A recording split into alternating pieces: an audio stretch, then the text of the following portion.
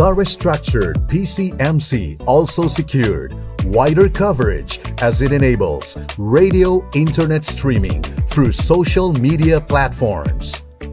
I will never ever let you down. Feel the sound, the sun goes down. I know now that Created an employee supportive management and quality operations, making it the country's most awaited broadcast medium.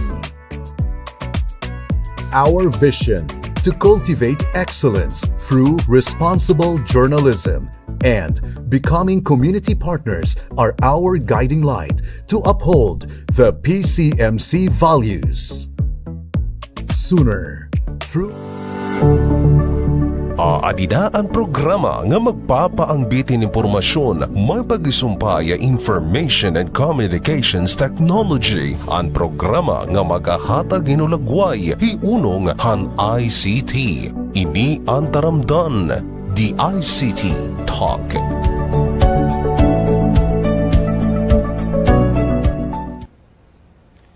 Maupay nga adlaw sinirangan Visayas, igkasikuwaray nun ngan Taclobanon. Aadi na ang programa nga magpapasabot partihan ICT para katawhan. Inian, The ICT Talk. Ako Matthew Anthony Ayes. Ngan ako po, Diza Sidro, tikang DICT Regional Office 8. Live kita yan na di PRTV 12, nga nababatian ha radio station FMR 100.7. Live gihapon kita via Facebook page itong DICT Region 8, FMR 100.7, ng PRTV Tacloban Facebook, ng YouTube channel. Yes. Before anything else, we'd like to greet our Regional Director, Sir Felix Estabanao Jr. and the heads of Admin and Finance Division and the Technical Operations Division, as well as the provincial officers and project focals, and also hello to our colleagues at the DICT Regional Office 8. Yes. Hi to everyone. How are you all doing? Nako, nafe-feel ko na this would be an amazing afternoon. Nako, mauran na kulop. Atong mga kasangkayan, pag hinay ka mo kay makurya na, pagdara ka mong payong kay dahil ka mo magkasakit, makurya na, yan na naadlaw. Nako, bring your umbrella, guys. By the way, Lisa, how are you? How was your day? I'm great, Matt. Tapos oo nga, mauran. So, dapat really prepared kay danay na adlaw and then namaliwat na oran. So, diba like, earlier, maadlaw, tapos akala natin dari mauran, then suddenly umuran na liwat. So, Balito. better be prepared, no? Dari ko panahon. But yeah, I'm great. So, ikaw, kumusta? Yes. So, at least, diba? At least diri mo paso. That's one, parang tawag ito, consolation pag mauran, diri mo paso. Although hassle mag-commute, diba? Like, especially pag rush hour, kay mas lalo nagiging traffic mas lalo nagiging traffic. Pero anyway, so yeah, this has been a long day. Kay kulop na ining ating show, but a great day nonetheless. So I bet you're excited for this program. Yes, I'm good, and also I'm very excited for this broadcast naton. Ikaw ba, Liza, excited ka na ba? Well, this is our very first episode of the many na magkakamay-ada kita. So Asha, of course, I'm very excited. Yes. This is such a very interesting endeavor hitong DICT. Through this broadcast, we will be able to share anything and everything about DICT. So throughout this broadcast, because we will have several episodes, we will have guests, ang atong mga focals, provincial officers, and even leaders, kung magkakamay adhera time at their busy schedule, hitong DICT, who will discuss the different programs nga gin-i-implement hiton atong department. Okay, ini nga broadcast magsisilbing tagapag-inform, makapagpabahibaro itaton mga listeners and viewers kung ano't mga nahihinabuhat di ICT. Kung ano ito na mga proyekto na may dakita nganit mga programa for the benefits of Filipinos. Yeah. Very interesting. That sounds so interesting and exciting. Super, I know and super busy at atong department indeed. Madamong mga projects at programs na na-establish at maraming pang gagawin at ginagawang projects and DICT for the service of the people. So, pero bagong lahat, diba, kanina pa natin na-mention ng DICT. Nagtataga siguro ng ating audience, the listeners and viewers, kung ano ba talaga DICT, diba? I'm guessing na yan na pala nababatian ni DICT. So, we'll get to that later, of course. But before we really share what DICT is, Matt, I'd like to ask, before ka naging employee sa DICT, parang anon imo idea han DICT ba? Para kung kasi nababalitaan ko man ang DICT before na naging in charge na Wi-Fi, public Wi-Fi, ang mga public places, mga government places, tapos mga computer literacy trainings, so ganito nganhin na pag-centralize itong mga government transactions. Amo iton. How about you, Lisa? Ikaw, ano man ang imo idea ang DICT? Ako before talaga, to be honest, like I wasn't really aware at DICT na department. Pero I just got to know it, gin-encourage ako mag-apply. There were openings. Tapos so nag-apply ako and then pero parang the first thing na I thought about DICT na come across ko is like, so this is the department where there are a lot of IT people. Pero that's true naman, diba? There are a lot of IT personnel sa DICT. Yes. So, amo ito na ako, so DICT, there should be a lot of IT people there. Tapos, ano pa ba? News, nababatean ko every now and then. Nababatean ko like, the DICT, like, especially cybersecurity, cyber matters. Yes, so amo ito at ako na ito representative with DICT gini-interview. So dito ko ito okay. Cybersecurity and other things na baga. So amo adto na ako parang initial idea ng DICT. Pero kaya ani naman of course employee naman ako DICT. Yes. So mas thorough na ngan detail ita ako knowledge. Hini nga department and different projects and kung ano gimbubad DICT. Yes. Sugad. I wonder kung ano kaya ideya itong katawhan hiunong it DICT. Pero kaya siya nga ni may kita sugad na programa iniya na para magkamaydahin mas detalyado nga impormasyon ang katawhan kung ano it DICT. Oo. And I hope through this program nga indeed magiging mas kilala itong DICT nga department. Kapag nabatean hitawid DICT, DICT no word may kanara, okay, DICT, so amo init itong era proyekto, amo yes. Ini bubuhat ta DICT. Kasi diba, like, just like me, like, I think a lot of people, when you ask them what DICT is, like, they don't have really a lot of ideas about it. Because it's a really new, diba, we're a really new department of the government. Kailan lang kita nako? 2016, diba? So, basically, we need a lot of work to do. Yes. Para magpasamwa. Catching up. Oo. Para disseminate information talaga. Oo. Pero before we delve into further like details about DICT, another question, Matt. Naging question and answer portion na din. Oh, sige. Let's start this by question and answer. Oo, para liwat mag-gauge lahan aton, I don't know, like personal take naton, mag-gauge naton mga viewers na, mas maiya ka naman na DICT, nauna ka DICT kaysa yes. Akon. So, how would you describe DICT as a place to work at? Ngayon, kumusta yung experience nga ni hininga department? Well, in my case talaga, no, na mo pa yan, reception na ako ng DICT. Mo pa yan experience na ako na Regional Office 8. It workplace, the people there, the assistants and mga supervisors ko di hapon. Tapos, na-expose talaga ako. Na-expose ako at ng mga iba-iba na mga different events, and mga seminars, tapos, nakapagtagan akong chance na akong skill set, na mai-share ko katawo. Tapos ma-improve, diba? Ma-improve ko ito. Di ko akalain talaga na through DICT na magagamit ko ang akong akong passion gihapon, ang akong passion, ang akong talent na mai-share ko pala iba. Tapos, I've met a lot of people na networks. Talagang grabe talaga experience as at that time talaga. Di ko akalain na ganun kadali. Tapos maramo ng mga tao na imo na mi-meet. Damo na mga activities with regards to that. The seminars. Maybe live seminar or webinar. Kasi amo nagihapon ito niya na since the pandemic nauso na itong webinar via Zoom or Google Meet, amo na ito niya. So okay, that's it as my experience talaga. Okay.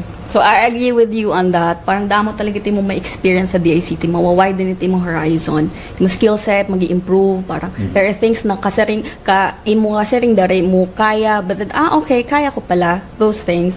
So Another thing is, very helpful iton aton mga colleagues, diba? Yes. Like very, Oo. although very diverse it mga talents, it skills, very helpful, tapos always ready to assist. Kung may nakagin approach nga, can you help me out with this one? I'm not really sure Oo. about this one. Sugar Tapos- line, sugar line. Oo, Dito. like, Amo lang they're ibubuhan. really parang pag nangangailangan assistance, they're really there. Bisan diri mo ka team, like, even outside the team mo team, like, diba?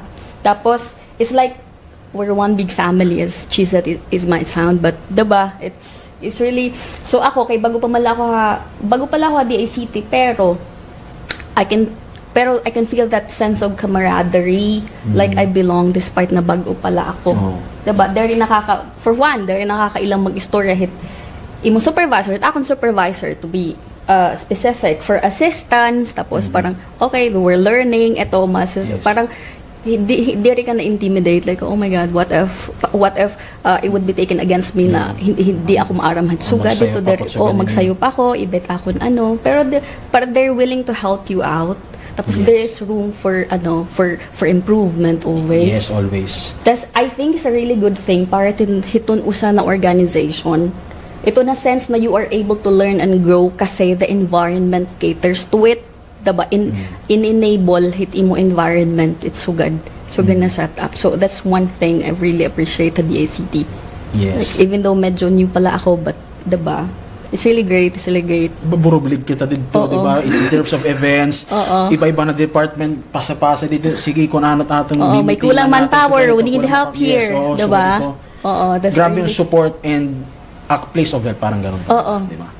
Tapos Kaya- bagat mga very friendly. Very Yes, friendly. oo. That's one thing I've noticed from the very first day. Like, all smiles like, hi ma'am, how are you? Bisan dari mo kilala pa. Oo. Tapos would always greet you. Bisan mga bosses from, di ba, everyone. Warm reception. Warm reception. Yes. Oo. Kaya nga, I feel privileged talaga to be working with the ICT. It's a place where you learn and grow. Kaya nga, di ba, damo itong trainings naging kakandak. So, damo talaga itong skills na mo mababaruan. Yun na nga. So, before tayo mag-discuss regarding the different programs, taganlaan ay nahinatunhin background and audience kung ano ba talaga itong DICT. So, today, we will discuss kung paano nabuo ang DICT, its beginnings, and the background itong department. Yes, that's right. So, ito nga, DICT. Kanina pa natin na-mention DICT. So, DICT stands for Department of Information and Communications Technology. So, itong DICT, relatively, a really new agency palahid gobyerno. So, this was established in 2016. Yes. Oh, how many years pa lang? That's So, really... 7 years? Oo, a youngster. Yes, Pero yes. before pa na-establish ang DICT as a standalone department on the year 2016, part iniya anihan DOTC, or the Department of Transportation and Communication, which yan na is known as the DOTR, or the Department of Transportation. So, Yes. amo ito ya. Ano, Okay. origin ng DICT. Yes. So, okay. Before we proceed, let's watch this very informative video muna about the ICT month naging conduct namon back in June. Through this presentation, our audience will have a glimpse of what part the ICT is and what we do. Let's watch it. DICT Region 8 presents the National ICT Month celebration.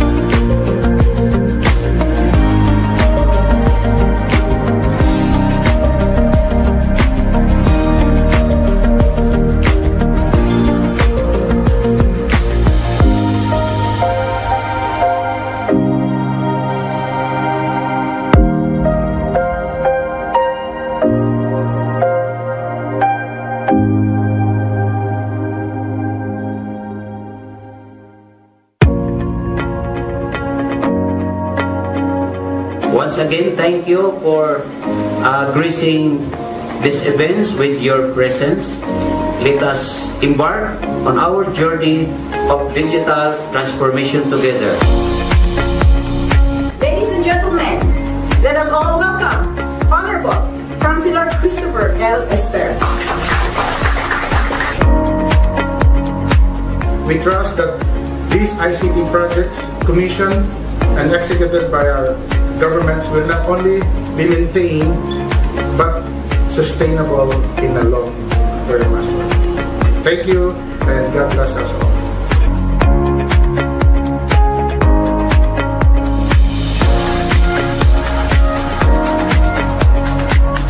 Day by day, we experience digital breakthroughs which transform our quality of life. We in the university, along with our partner and government instrumentalities, is one with the vision of the Department of Information and Technologies for a better and stronger digital futures in the country. With the support of the administration, of course, we are confident that very soon we will realize our vision even before 2025.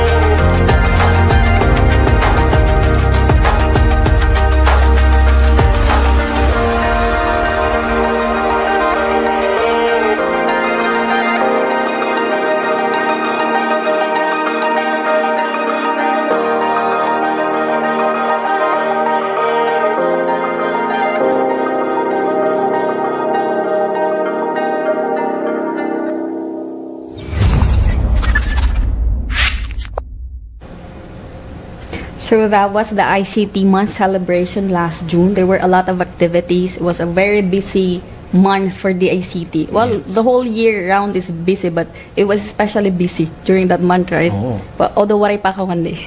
But based on stories and hit mga colleagues. So I hope our audience got an idea of what happens in the ICT and what people do at the ICT. At the ICT. So, after that, the ICT na video, let's now move on and share the mandate, the mission, vision, and core values of the department. The Department of Information and Communications Technology, or DICT, shall be the primary policy, planning, coordinating, implementing and administrative entity of the executive branch of the government that will plan, develop, and promote the national ICT development agenda as stated in the Republic Act 10844. Yeah, so our mission encapsulated in this sentence, the ICT of the people and for the people. So pinashorten the statement that encompasses what the ICT is really for. So the Department of Information and Communications Technology commits to provide every Filipino access to vital ICT infrastructure and services. Diba? Like from cities to LGUs to barangays, diba? Parang yung mga rural places. Diba? That's the aim of DICT to reach those people of different walks of lives. And then another one is to ensure sustainable growth of Philippine ICT-enabled industries, resulting to creation of more jobs. That's one big goal of DICT. To establish a one digitized government, one nation, support the administration in fully achieving its goals, and be the enabler, innovator, achiever, and leader in pushing the country's development and transition towards a world-class digital economy. Yes, okay. So moving on, the DICT envisions an innovative, safe, and happy nation that thrives through and is enabled by information and communications technology. DICT aspires for the Philippines to develop and flourish through the innovation and constant development of ICT in the pursuit of progressive, safe, secure, contented, and happy Filipino nation. So in regards to this, talagang aspiration talagang DICT na di rely ni mapa-digitized or something, dapat secure gihap. With regards to na cyber security na tinatawag, kung nakakabati na kamoy ni na word, amo talaga itong di rely maging kontento gihapon with regards to speed of the internet, tapos maging progresibo kita na bilang unhappy nation. Yes.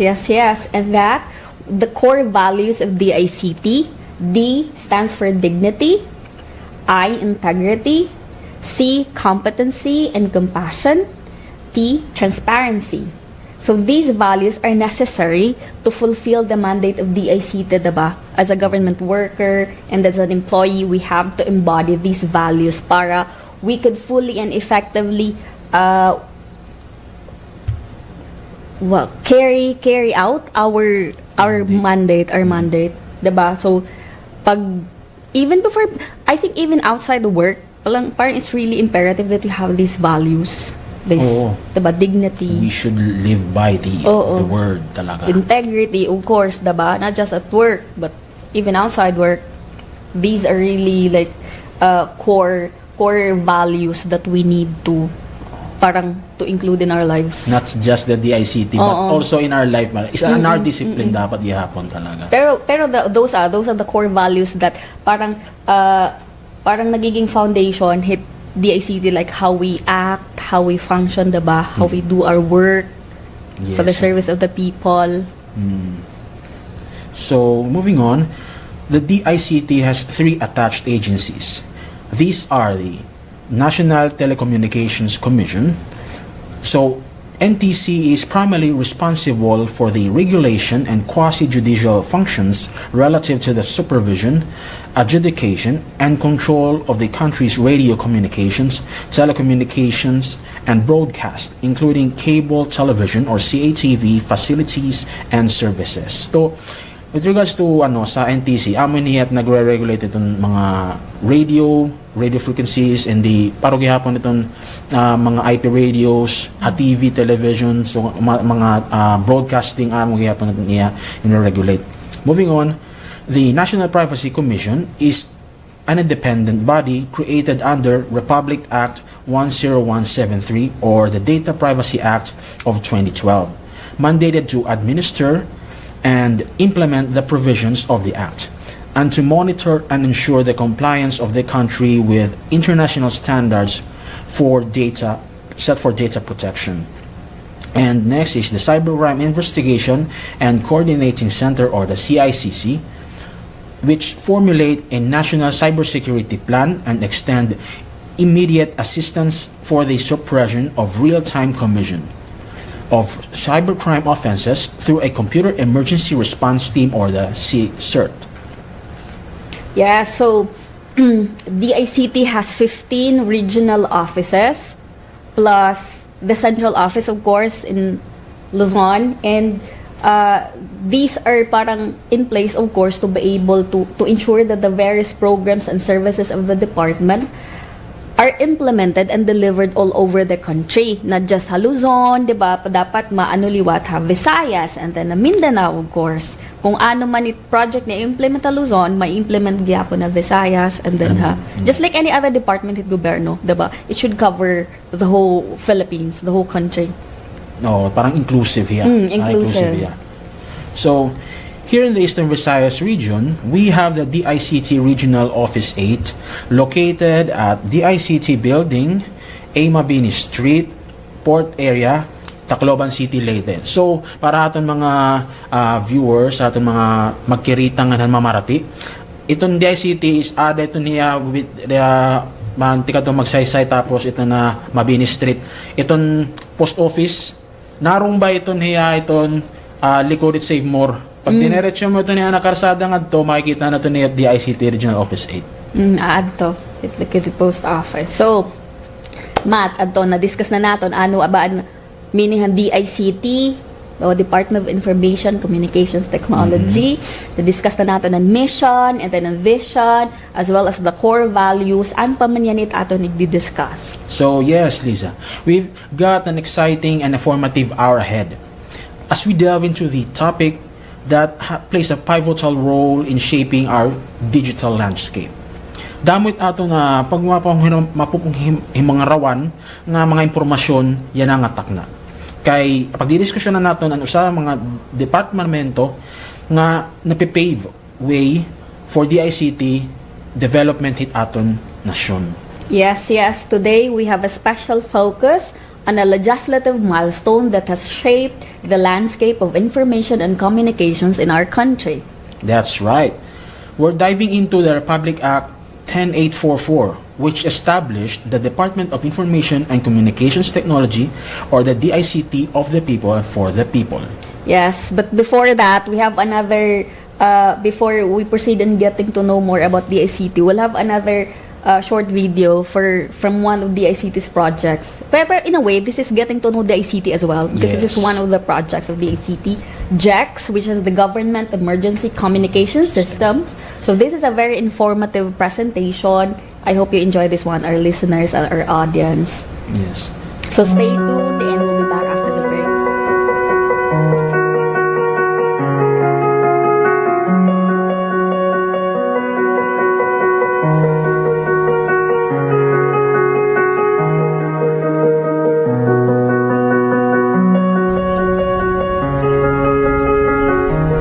Primary objective of a GEX project is to make sure that we have good communication and improved coordination in scenarios where emergencies like typhoons have demobilized all other types of communication.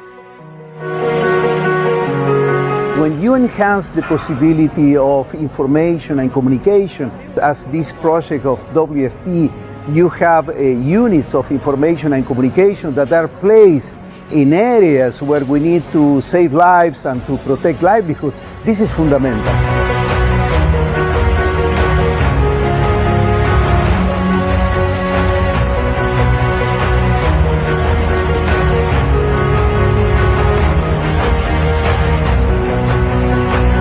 Whenever there is a man-made or natural disaster, the knee-jerk question is there communications? So that we will know who has no electricity, who has no food, who have been deprived of basic services. This is a collective effort to provide borderless communications during critical times.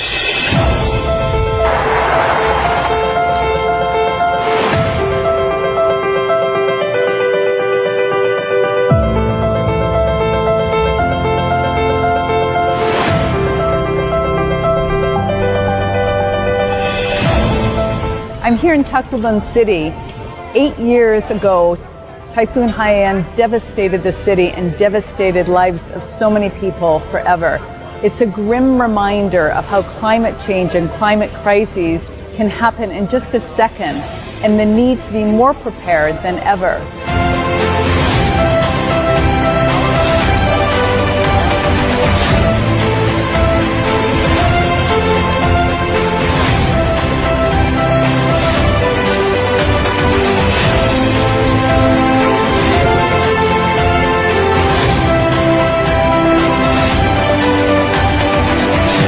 Communication is very important in terms of disaster, and it's very timely that MOVE is here.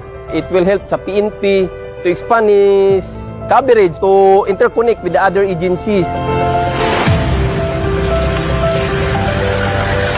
For now, we have about 6 already deployed in Clark, in NCR, Batangas, Tacloban, Butuan, and in Davao City.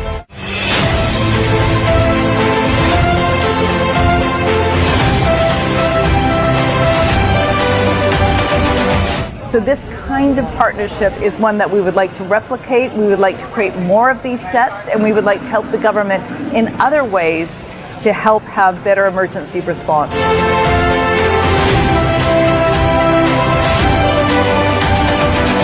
With the GEX MOVE handover, we can look forward to improved disaster response that satisfies local and international global risk reduction standards. This is an investment in technology, but the most important, this is an investment to save Filipino lives.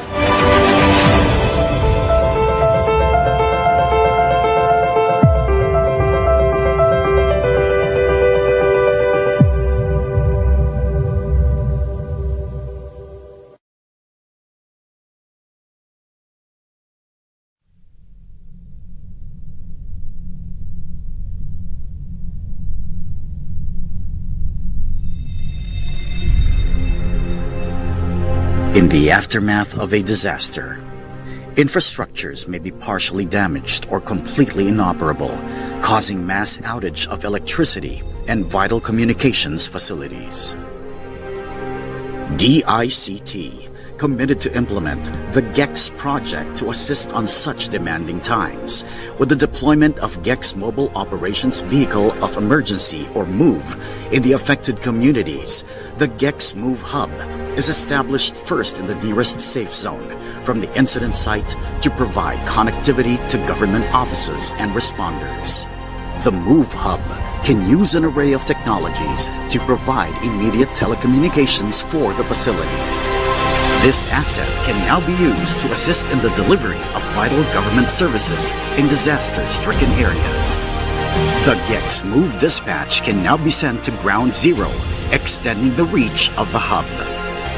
Depending on the difficulty of the terrain, a GEX MOVE personnel can be equipped with a mobile communications equipment and reach access limited sites using an off-road purpose-built motorcycle. Once all commands are in position, personnel may now start collecting data through aerial surveys, live video feeds, and still photos. The data collected is then sent to the MOVE Hub for collation, processing, dissemination, and repository. Getting the right information and at the right time to formulate well-thought-out decisions achievable using the GEX Disaster Risk Reduction Management Information System, or DRR-MIS, enabling the incident commander better situational awareness, personnel coordination and management, and resource monitoring and allocation. It is the government's agenda to have GEX MOVE pre-deployed in key locations and disaster-prone areas across the country, gearing to become always ready to respond in these challenging times. The DICT GEX project, strengthening unity through the use of ICT for a disaster-resilient Philippines.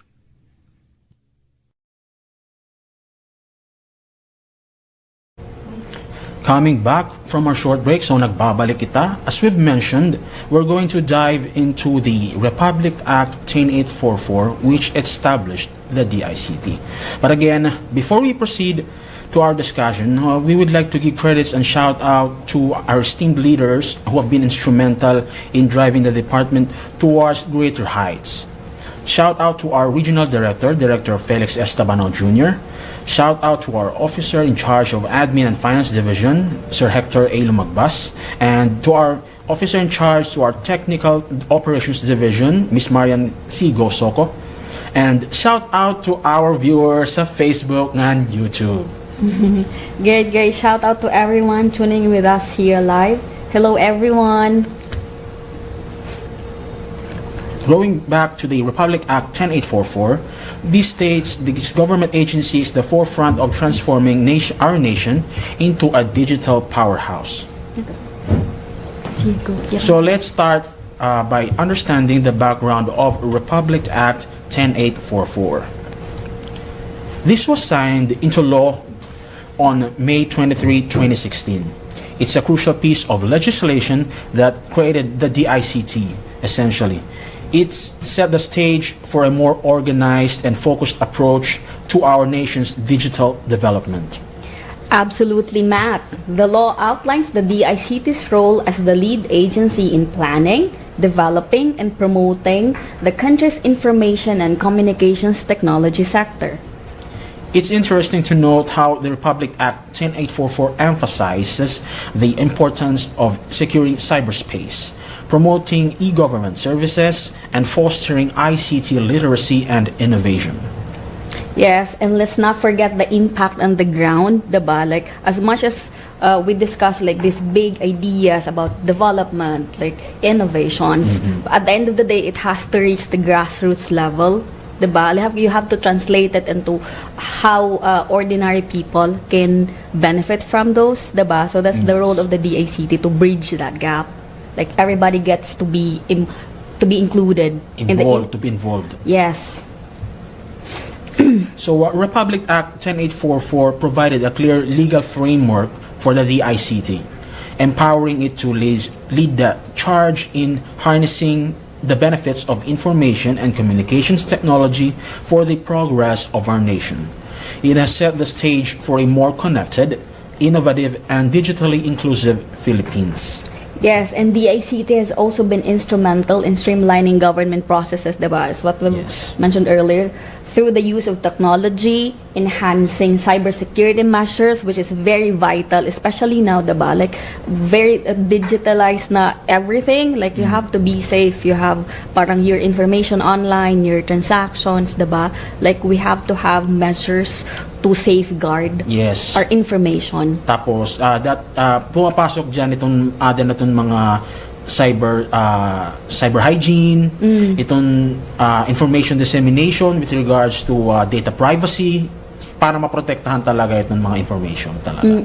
And then DICT then it leads to contributing to a more efficient and secure digital environment.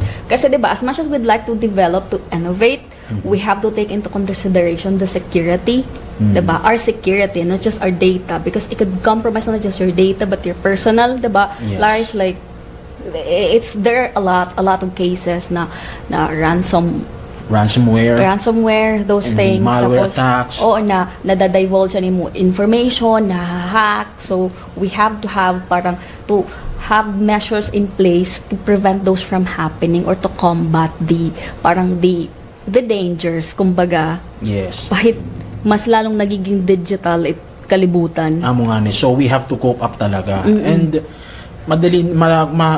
we will tackle about those infos and topics on the next episodes talaga to come. So watch out for that, guys. So balik yan na kasi bagat introductory pala, so people get to know the ICT, like, diba kasi diba you've experienced that, like, well, where do you work? And then the ICT, where's that? Oh, where's that? And then you start explaining ako na explanation na aabutan kan oras para lang ma-explicar nganin mapapasabot na nimo kung anot karon singon ni ICT, kung anot iyo yung tatrabaho, anot iyo kuan kay bago pa man lagod talaga. So dire pa talaga familiar talaga itong tao about kay very new pa man la, pero diba like a few years pala kita, tapos a few years, pero there's a big role that the ICT has to fill, diba, for in terms of ICT innovation sa aton country, to Yes. cope with the other countries for development, diba?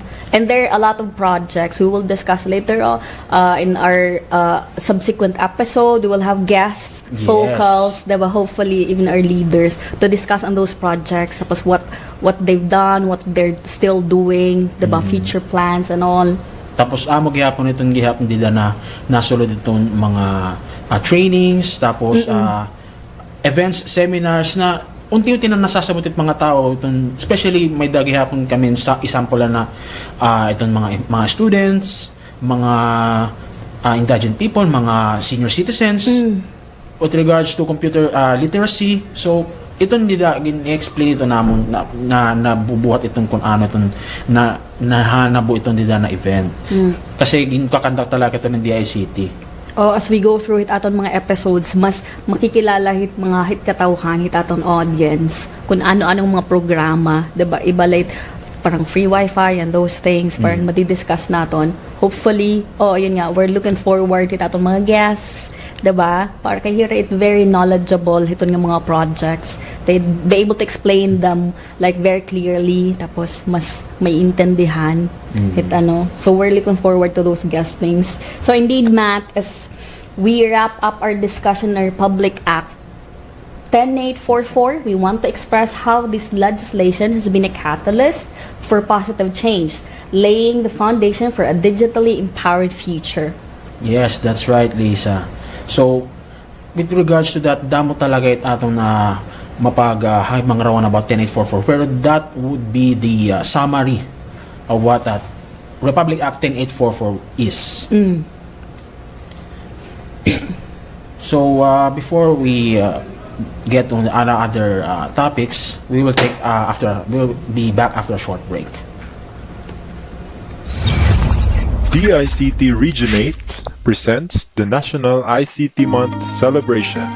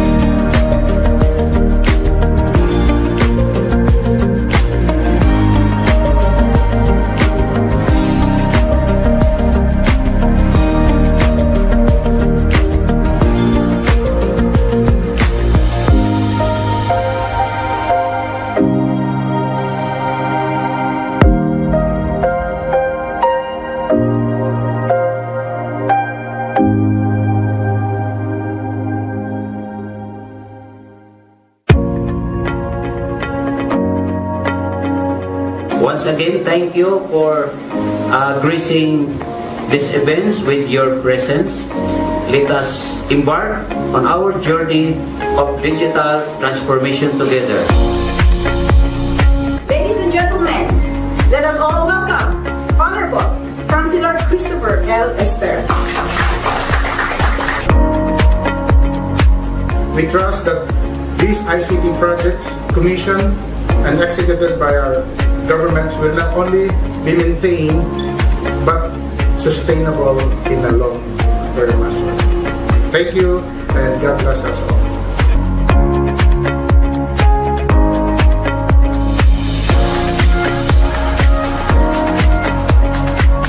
Day by day, we experience digital breakthroughs which transform our quality of life. We in the university, along with our partner and government instrumentalities, is one with the vision of the Department of Information and Technologies for a better and stronger digital futures in the country. With the support of the administration, of course, we are confident that very soon we will realize our vision even before 2025.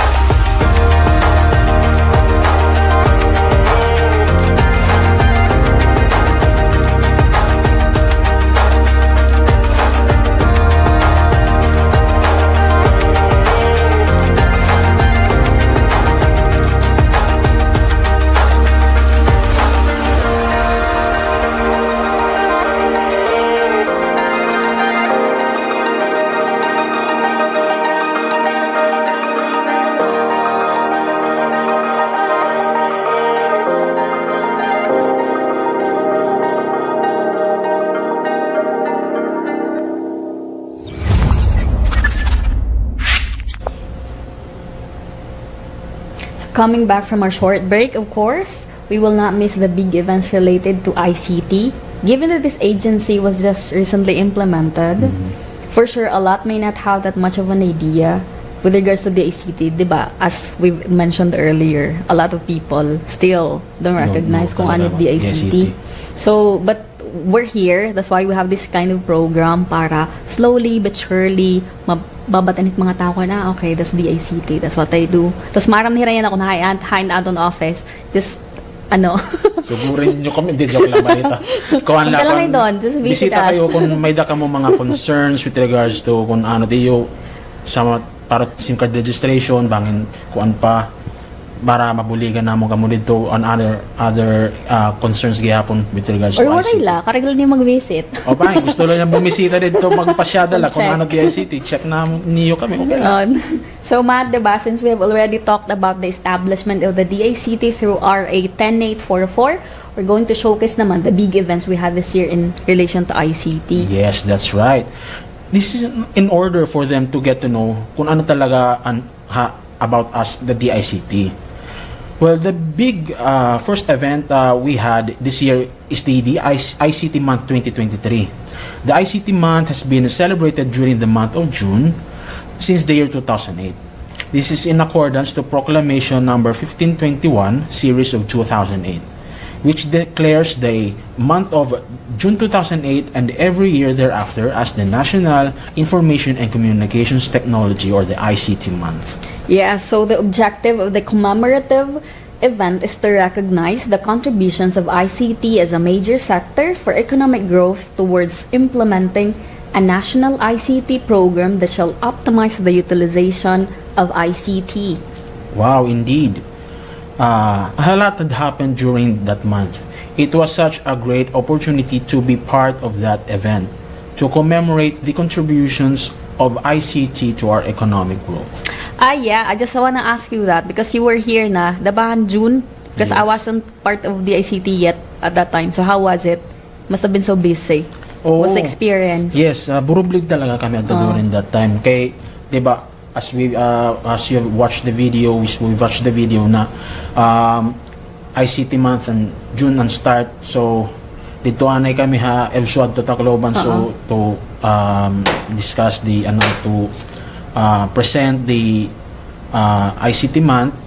Tapos dito may mga guests. Tapos dito gapi live stream gyapon to RTVM Malacanang, so with regards to PBBM ito man to gapi for the launching eGov Super App amod to. Sige lakay with regards to the eGov Super App, we will be discussing that in the later episodes what kasi para for the further details about the eGov Super App. Pero I'm sure may dayton nila iba na audience aton magkirita nganin mamarating na familiar na gyap or nakakita na ito na eGov Super App. Okay, yes. Okay. So that's an exciting something to look forward to. Diba? So there are a lot of really great projects na gini-implement at DICT na worth listening to, worth watching out for, diba? Hindi nga show. So stay tuned, hitamon broadcast. So ano pa ba, like what did we cover everything so far? Aside from the kuan and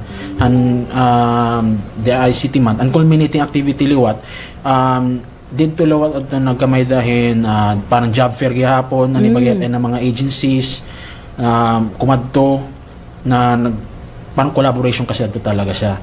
So ang mga agencies may da mga kan NBI sa iba NBI tapos san dole dito nakit ka job fair nga ni tapos ang iba na mga iba pa na government agencies na nagkuha na nila service libre na serbisyo dito.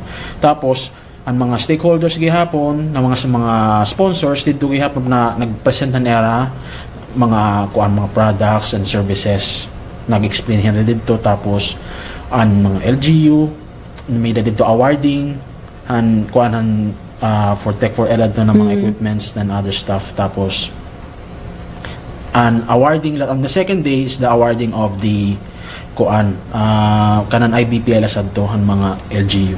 It might have been Diba? Very fun gadad to. Sayang, wala mabot. Pero hopefully next year, I get to experience those great things. So, anyway, that's it muna for us today.